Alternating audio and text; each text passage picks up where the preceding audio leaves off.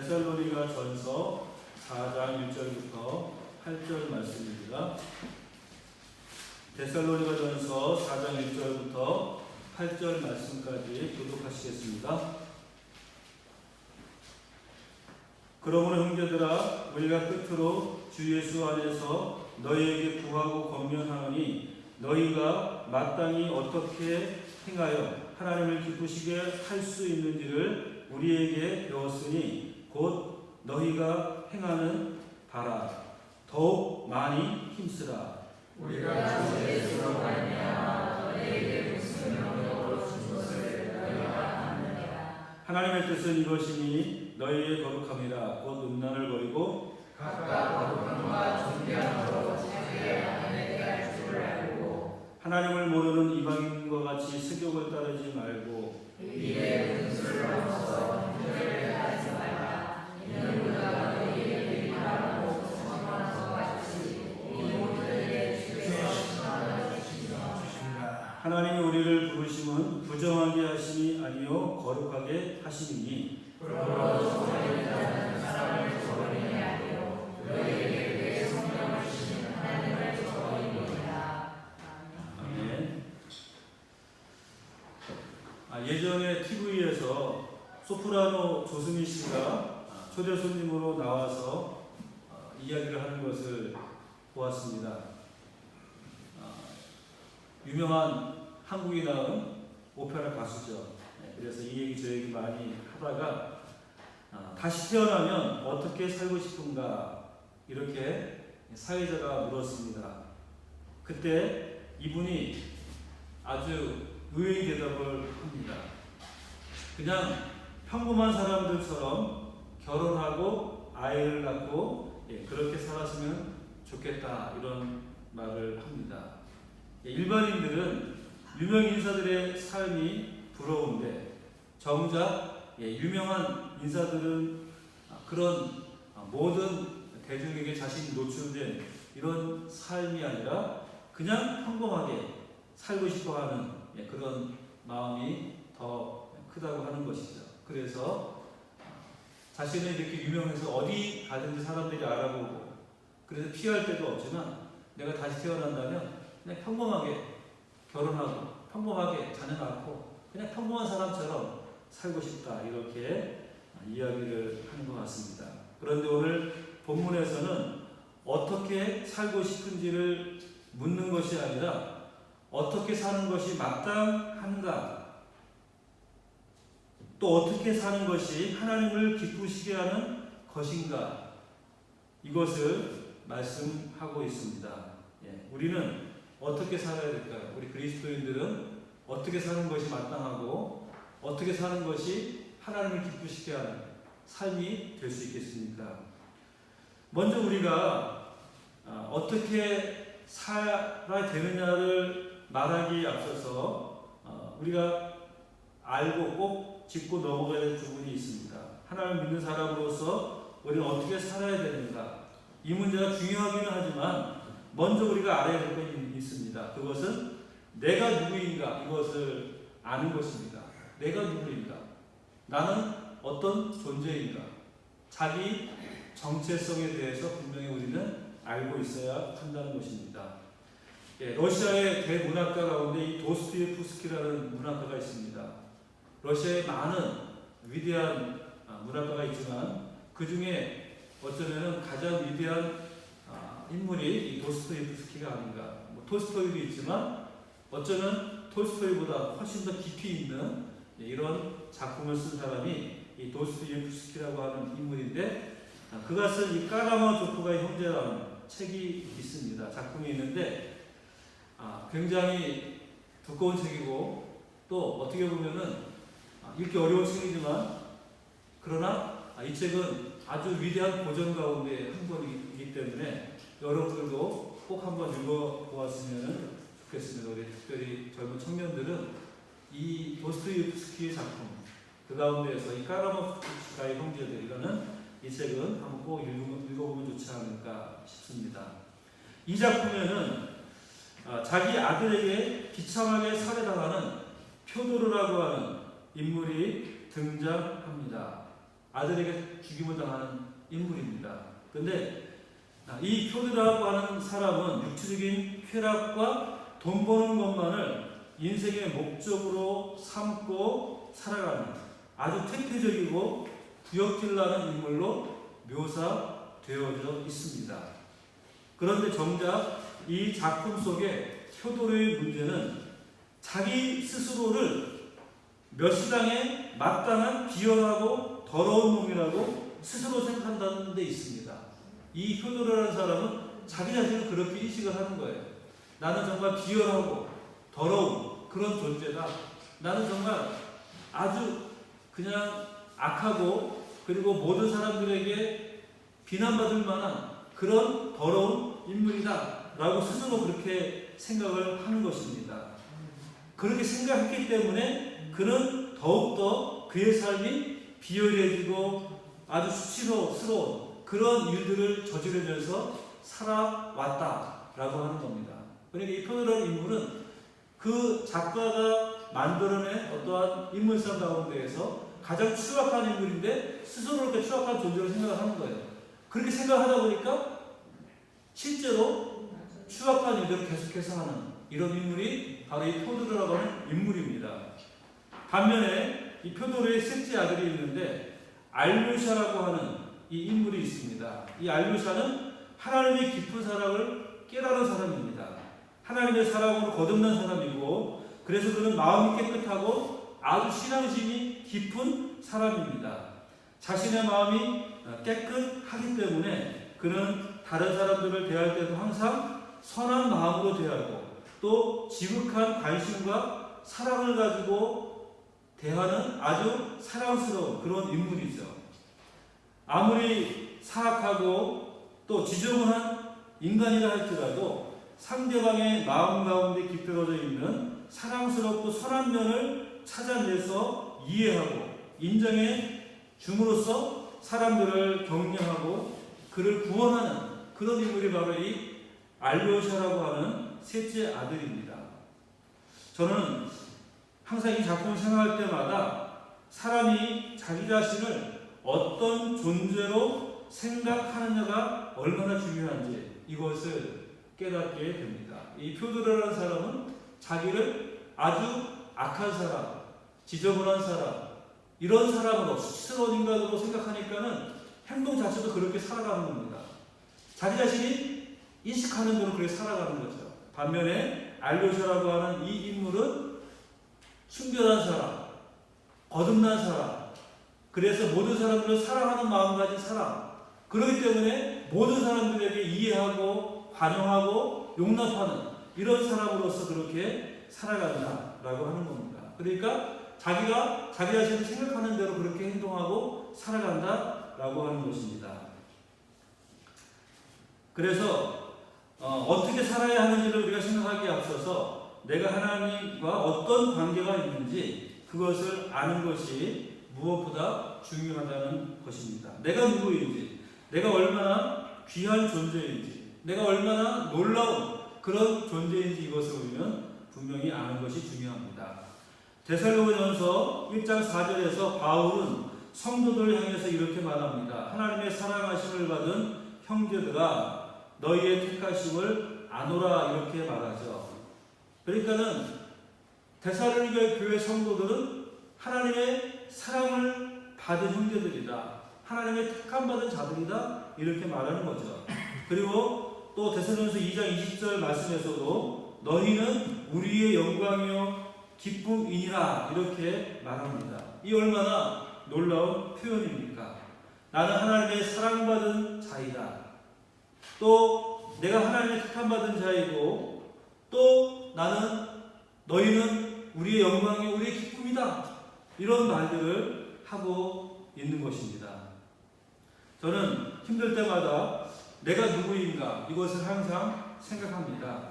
내 아버지는 바로 하나님인데 하나님이 나를 사랑하시는데 이런 생각을 하면은 다시 한번 힘을 내게 됩니다. 내가 누구인가 그것을 내가 늘 기억하고 늘 되새길 때 힘들고 어려울 때마다 우리는 거기에서 힘을 얻게 되고 내가 어떻게 살아야 되는지 어떻게 행동해야 되는지 그것들을 다시 한번 깨닫게 되는 것입니다. 또 베드로전서 2장 9절 말씀에서는 이렇게 말합니다. 그러나 너희는 택하신 족속이요 왕같은 제사장들이요 거룩한 나라요 그의 소유가 된 백성이다. 이렇게 말합니다. 너희는 누구냐? 택함받은 족속이다. 그리고 왕같은 제사장이다. 왕도 대단하고 제사장도 대단한데 너희는 왕과 같은 제사장이다 라는 것이죠. 그리고 거룩한 나라다. 하나님께서 택함받은 거룩한 나라고 그의 소유가 된 백성이다. 하나님의 소유라는 것입니다. 하나님 우리의 아버지시고 하나님이시고 우리의 왕이시고 우리는 그의 백성이다 라는 것입니다. 그러니까 이 자리에 앉아있는 우리 모두는 얼마나 존귀한 자인가 이것을 우리는 알 수 있습니다. 예수님 우리에게 무엇을 가르쳐 주셨습니까? 예수님 우리가 세상의 소금과 빛이다. 너희는 세상의 소금이요 너희는 세상의 빛이라고 말씀해 주고 있습니다. 하나님의 자녀요 하나님의 은총을 받은 사랑스러운 존재라는 사실을 우리에게 말씀해 주고 있는 것이죠.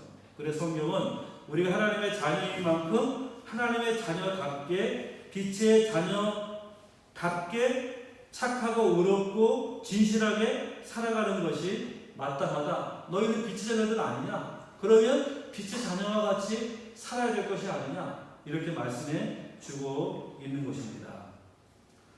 우리가 하나님의 자녀로서 어떻게 살아야 하는지를 아는 것, 이것은 아주 중요한 일입니다. 그러나 어떻게 살아야 할지 그 구체적인 방법과 내용을 아는 것보다 더 중요한 것이 있습니다. 그것은 하나님을 기쁘시게 해 드리고 싶다라고 하는 이 마음, 그것을 우리가 가져야 한다는 겁니다. 우리가 어떻게 살아야 할지 구체적인 삶의 방식을 이야기하기 전에 우리가 먼저 가져야 될 가장 기본적인 마음의 자세는 무엇이냐? 하나님을 기쁘시게 하는 삶을 살기를 원한다. 바로 이 마음을 우리가 가져야 한다는 것입니다. 잠언 3장 5절 6절 말씀에 보면은 너는 마음을 다하여 여호와를 신뢰하고 내 명령을 의지하지 말라. 너는 범사의 그를 인정하라. 그리하면 내 길을 지도하시리라. 이렇게 말씀해 주고 있습니다. 먼저 우리는 하나님을 신뢰하고 하나님을 인정하는 것이 필요합니다.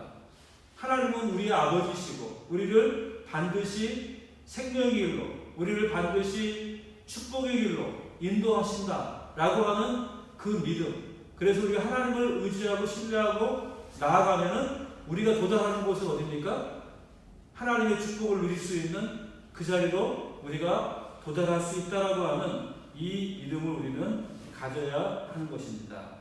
그래서 어떻게 사는 것이 하나님의 뜻인지 우리가 찾기에 앞서서 필요한 것은 우리가 무엇보다도 하나님을 기쁘시게 해드리고 싶다. 이 마음을 갖는 것입니다.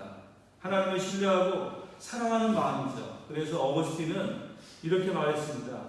하나님을 사랑하라. 그리고 네가 하고 싶은 일을 해라. 가장 중요한 것은 하나님을 사랑하는 것, 하나님을 신뢰하는 것, 하나님을 의지하고 바라보는 것, 그리고 그 하나님을 사랑하는 바탕을 가지고 우리가 할 수 있는 일, 우리가 하고 싶은 일을 하는 것이죠. 그래서 직장 생활을 할 수 있고 여러 가지 일들을 우리가 할 수 있는데 그 가장 밑바탕에 무엇이 깔려 있어야 되느냐? 하나님을 사랑하는 마음, 그것을 너희가 가지고 있어야 한다는 것입니다. 사랑하는 마음에서 나오는 행동이라고 한다면 그것이 무엇이든지 소중한 것입니다. 하나님은 그것을 기쁘게 받으시는 것이죠. 과거에 부렸던 그것을 하나님께 연보를 했을 때 예수님께서는 그가 가장 귀한 것을 드렸다라고 말합니다. 무엇 때문에요? 그가 하나님을 사랑하는 마음으로 드렸기 때문에, 자신의 생활의 전부를 하나님을 사랑하는 그 마음으로 드렸기 때문에 다른 사람 보기에는 정말 보잘것없는 부랩돈이지만 그것을 하나님께서는 가장 기뻐하신다. 이렇게 말씀해 주고 있는 것입니다.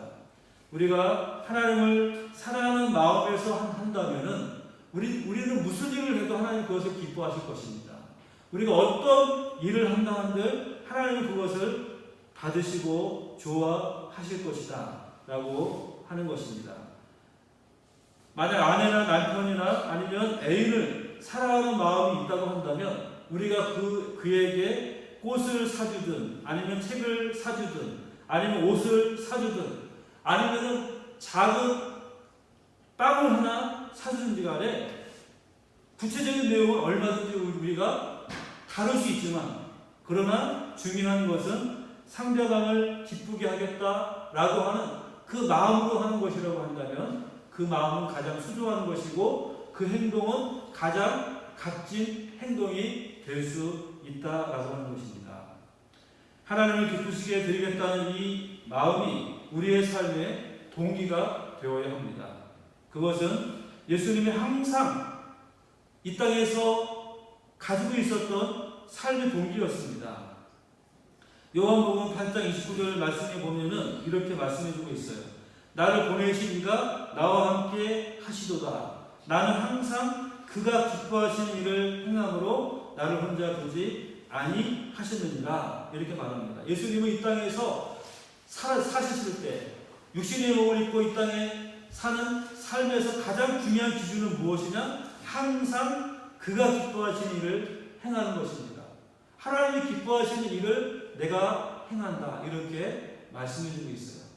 그렇게 살기 때문에 예수님의 삶은 하나님이 기뻐하시는 삶이고 하나님이 받으시는 삶이고 하나님이 원하시는 영광 받으시는 그런 삶이 될 수 있었던 것입니다. 예수님만이 그런 것이 아니라 이것은 사도 바울이 가졌던 삶의 동기이기도 합니다. 바울은 자신이 하는 모든 활동의 동기는 오직 하나님께 옳게 여기심을 입어 복음을 위탁받았으니 우리가 이와 같이 말함은 사람을 기쁘게 하려 함이 아니요 오직 우리 마음을 감찰하시는 하나님을 기쁘시게 하려 함이니라. 이렇게 데살로니가서 2장 4절에서 말씀해 주고 있습니다. 그러니까 바울이 복음을 증거하는 이유, 바울이 전도하는 이유, 그것은 무엇입니까? 사람을 기쁘시게 하려는 그것이 아니라 오직 하나님을 기쁘시게 하기 위함이다. 이렇게 말씀해 주고 있어요. 그러니까 바울의 삶의 동기가 무엇인가를 분명히 말씀해 주고 있는 거죠. 바울은 그래서 항상 어떤 순간이든지 간에 이것을 잊지 않았습니다. 우리가 하나님을 기쁘시게 하랴, 사람을 기쁘시게 하랴. 만약 우리가 사람을 기쁘시게 하면 하나님의 종이 아니라 이렇게 말씀하고 있습니다. 바울은 항상 무엇이 하나님을 기쁘시게 하는 것인가? 내가 어떻게 할 때 하나님을 기쁘시게 할 것인가? 이것을 마음 가운데 새기고 그 중심을 가지고 살았다라고 하는 것입니다. 자, 그러면은 우리도 마땅히 하나님을 기쁘시게 하는 삶을 살아야 됩니다. 어떻게 하는 것이 그럼 하나님을 기쁘시게 하는 삶일까요? 하나님을 기쁘시게 하는 생활을 에베소서 5장 10절부터 12절까지에 보면은 이렇게 말씀해 주고 있습니다. 주를 기쁘시게 할 것이 무엇인가 시험하여 보라. 너희는 열매 없는 어둠의 일에 참여하지 말고 도리어 책망하라. 그들이 은밀히 행하는 것들은 말하기도 부끄러운 것들이라. 이렇게 말합니다. 우리가 누구를 기쁘게 하며 사느냐 하는 것, 그것이 그 사람의 운명을 좌우할 만큼 중요하다는 것입니다. 세상에는 사람을 기쁘게 하기 위해 사는 사람도 있고 또 오매불망 아내를 기쁘게 하기 위해 사는 사람도 있습니다. 또 자기를 기쁘게 하기 위해서 사는 사람도 있습니다. 그래서 아들을 기쁘게 하기 위해서 돈도 벌고 또 모든 것들을 행하는 이런 사람들도 있는 것이죠. 그러나 우리 성도들은 누구를 기쁘시게 해요? 하나님을 기쁘시게 하는 삶이 되어야 합니다. 하나님을 기쁘시게 하는 삶을 사는 것, 이것이 바로 하나님 우리에게 원하시는 삶이고 인생의 가장 중요한 목적이다라고 하는 것입니다. 하나님 제일주의로 살고 하나님을 기쁘시게 하는 생활만 바로 한다면 다른 사람들도 우리가 기쁘게 해줄 수가 있게 됩니다. 하나님이 축복하시기 때문에 그러면 우리는 자연스럽게 다른 사람도 기쁘게 할 수가 있는 것입니다. 세상에서 대통령 마음에만 들어도 높은 자리에 앉지 않아요? 출세합니다. 그래서 장관도 하고 굉장히 높은 그런 자리에 앉습니다. 대통령 마음에만 들어도 그렇게 높은 자리에 앉는데 하나님의 마음에 든다면, 하나님을 기쁘시게 한다면 얼마나 더 우리를 높이시겠는가 하는 것입니다. 아브라함은 하나님을 기쁘시게 하기 위해서 독자 이삭을 외아들인데 그 이삭을 제단에 드렸습니다. 그런데 어떻게 일어납니까? 그 아들이 죽지 않았을 뿐만 아니라 그 이삭이 두고두고 엄청난 축복을 받게 됩니다. 그러니까 우리가 하나님을 기쁘시게 하면 하나님께서는 우리를 축복하시고 그로 말미암아서 우리는 다른 사람들을 기쁘게 할 수 있는 삶이 될 수 있다라고 하는 것입니다. 에베소 5장 10절 말씀에 주께 기쁘시게 할 것이 무엇인지 시험하여 보라 이렇게 말씀하고 있습니다. 또 로마서 12장 2절에도 하나님의 선하시고 기뻐하시고 온전하신 뜻이 무엇인지 분별하도록 하라 이렇게 말합니다. 우리는 물론 할 수 있는 한 부모님도 남편도 아내도 기쁘게 해드려야 하겠지만 그러나 제일 먼저 우리는 누구를 기쁘게 해드려야 됩니까? 하나님을 기쁘시게 하고 그래서 하나님 앞에 우리가 그분이 영광 받으실 수 있도록 그렇게 살아가는 성도들이 되어야 하는 것입니다. 우리에게는 하나님을 기쁘시게 하고 싶은 마음이 얼마나 간절한가 이것이 중요한 질문이 되겠죠. 무엇을 먹을까? 무엇을 마실까? 무엇을 입을까? 이것을 염려하는 것이 우리의 관심이라고 한다면 그러나 주님은 그거 염려하지 말아라. 주님이 다 채워주신다. 우리가 정작 염려할 것은 무엇이라고요? 주님을 기쁘시게 할 것이 무엇인가를 늘 살펴봐라. 늘 헤아려 보아라. 이것을 말씀해 주고 있는 것입니다. 그래서 소요리 문답의 제1문을 보면은 살아야 제일 되는 목적은 무엇입니까? 이런 질문을 하고 있는데 그 대답이 무엇이죠? 하나님을 영원롭게 하고 그를 영원토록 즐거워하는 것이다. 이렇게 대답하고 있습니다. 우리 인생의 목적, 사람의 제일 되는 삶의 목적이 무엇이냐? 바로 하나님을 영원롭게 하는 것이다. 하나님을 기쁘게 하는 것이고 또 그를 영원토록 우리가 즐거워하는 것이다. 우리가 그분이 우리의 기쁨이 되는 것이고 그분을 영원토록 내 마음 가운데 모시며 기뻐하며 살아가는 것이 우리 인생의 가장 큰 목적이라고 하는 것입니다. 그러므로 우리는 이 목적을 가장 중요하게 여기고 이것을 생각하고 주님을 기쁘시게 하기 힘쓰시는 우리 모든 삶이 다 될 수 있기를 바랍니다.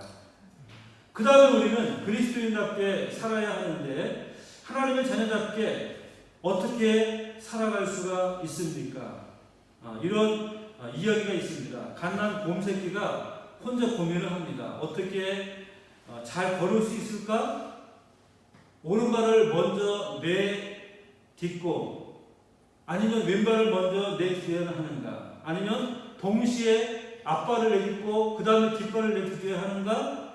이렇게 고민을 합니다. 그때 어미곰이 이야기하죠.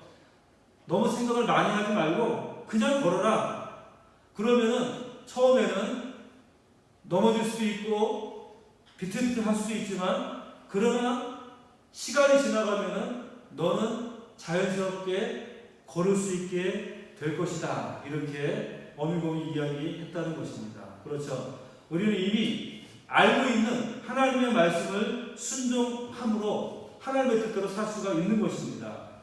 본문에 1절 2절 말씀을 보시면 바울이 이렇게 말합니다.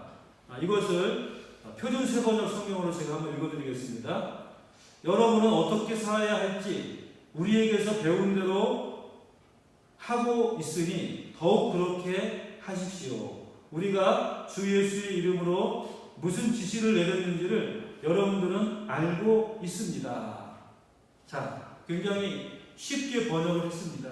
그러니까 무슨 말입니까? 여러분들은 어떻게 살아야 될지 이미 다 알고 있다는 얘기예요. 이미 다 배웠다는 거예요.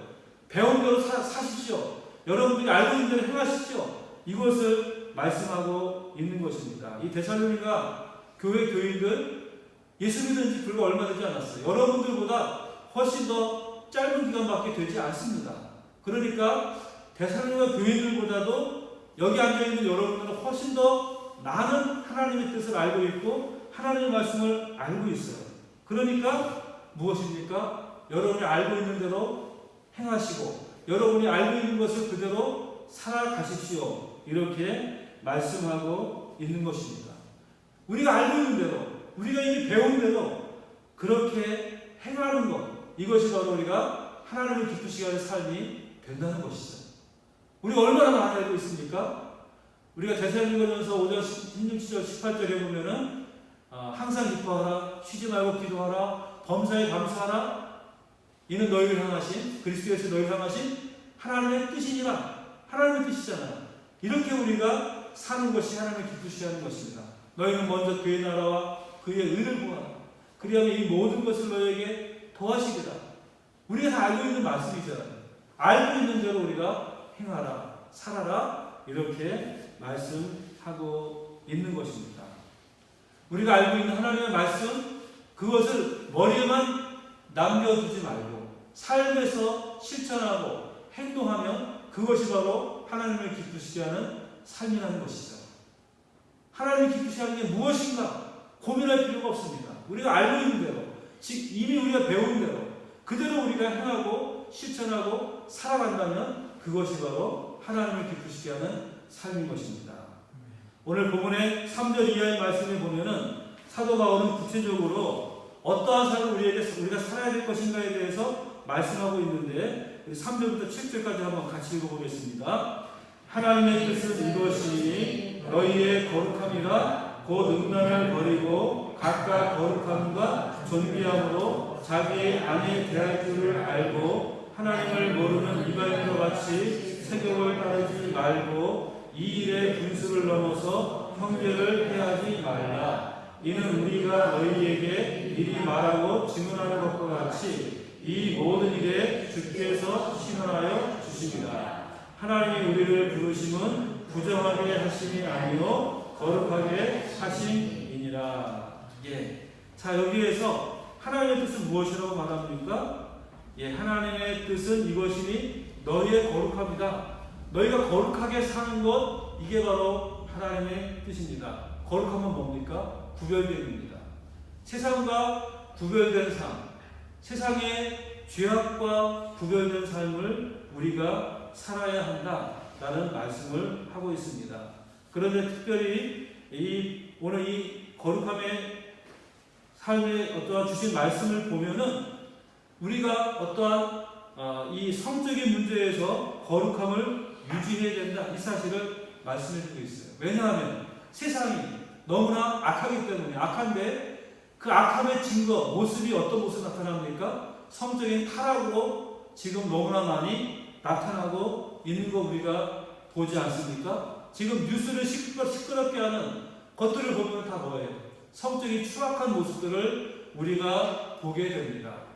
버니선 스캔들, 장자연 스캔들, 또 김학의 스캔들, 다 뭡니까? 성적인 타락입니다. 그런데 이것이 그 사람들만의 그런 모습일까요? 그렇지 않죠. 세상이 다 그렇습니다. 세상이 다 그렇기 때문에 그들은 부끄러움 없이 그렇게 행했던 것이죠. 그런데 단지 그들은 언론에 노출되고 집중적으로 조명되니까 그런 것이지 세상이 그렇게 지금 되어져 가고 있는 것입니다. 그렇기 때문에 너희는 거룩함을 지켜라, 거룩한 삶을 살아라, 이렇게 말씀해 주고 있는 것입니다. 이 세상이 그만큼 악합니다. 이 세상이 그만큼 추악한 죄악 가운데 그렇게 살아가고 있습니다. 우리가 이런 세상 속에 살아가면서 거기에 물들지 말아야지 되겠다, 이 사실을 말씀해 주고 있는 겁니다.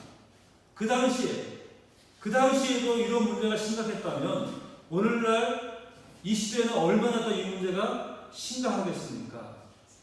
그렇기 때문에 바울은 데살로니가 교회에 이런 말씀을 하고 있는 것입니다.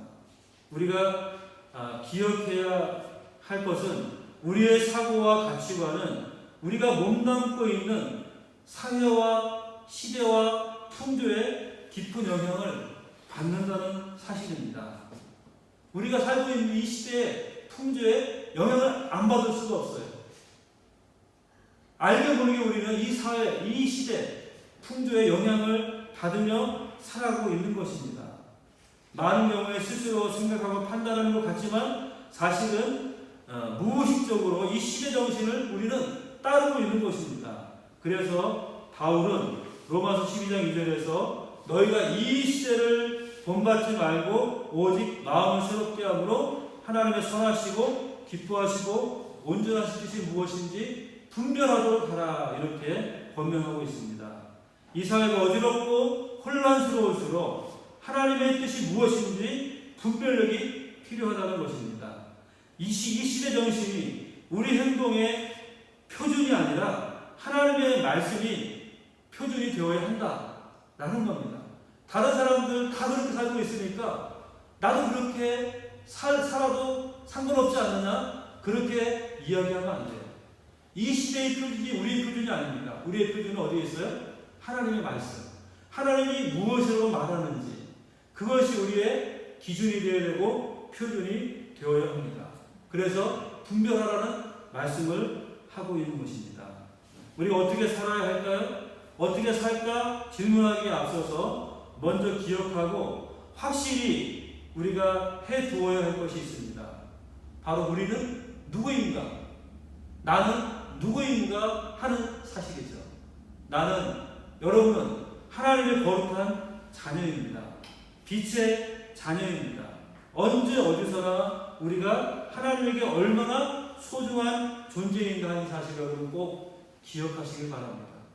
여러분은 하나님께 가장 소중한 존재입니다. 그리고 나서 우리 마음이 어떤 행동을 하기에 앞서서 가장 중요하게 가져야 될 본질은 무엇이냐?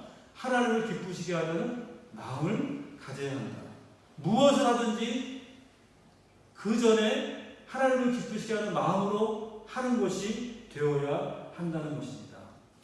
이 세상은 악합니다. 그렇기 때문에 우리에게 또 한 가지 필요한 것이 무엇입니까? 분별력, 분별할 수 있는, 참과 거짓을 분별할 수 있는 능력.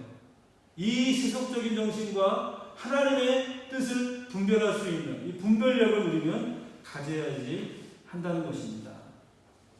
그래서 우리가 결혼을 귀히 여기고, 오늘날 얼마나 결혼이 하자는 것처럼 그렇게 여겨지고 있습니까? 우리는 이 결혼을 귀하게 여기고 가족을 소중하게 지키려고 하는 그런 마음, 그것을 우리는 가지고 살아야 합니다. 이 세상의 풍조에 휩쓸리지 말고 순결하고 올바르게 살아가야지 하는 것이죠.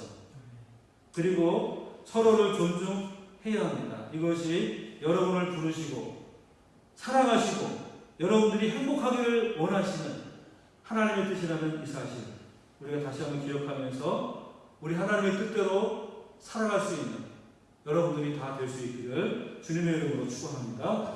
기도드리겠습니다. 거룩하신 아버지 하나님, 주님의 은혜를 감사합니다. 오늘 이 시간 우리가 이 시대 가운데 살면서 우리가 어떻게 살아야 할지, 그리스도인은 어떤 삶을 살아야 할지 함께 말씀을 참고하였습니다. 우리는 무엇보다도 하나님을 기쁘시게 하는 마음으로 살 수 있게 해주시옵소서. 하나님이 기쁘시게 하는 일을 할 수 있도록 은혜해 주시옵소서. 어떤 작은 일을 할지라도 그것이 하나님을 기쁘시게 하는 일이 되게 해 주시옵소서. 그리고 이 시대에 우리가 물들지 않고 이 시대를 분별하여서 하나님의 뜻대로 살아갈 수 있는 주의 백성들이 다 될 수 있도록 은혜 베풀어 주시옵소서. 예수님의 이름으로 기도드려옵나이다. 찬송가 306장